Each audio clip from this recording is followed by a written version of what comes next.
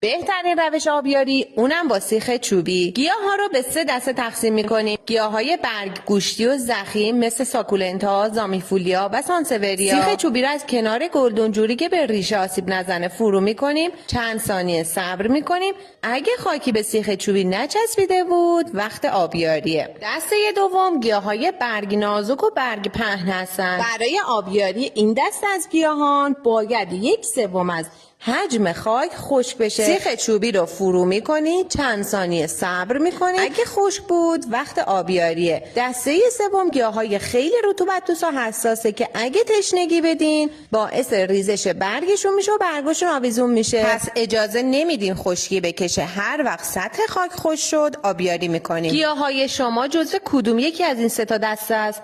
کامنت کنین، زمان آبیاریشون رو بهتون میگم.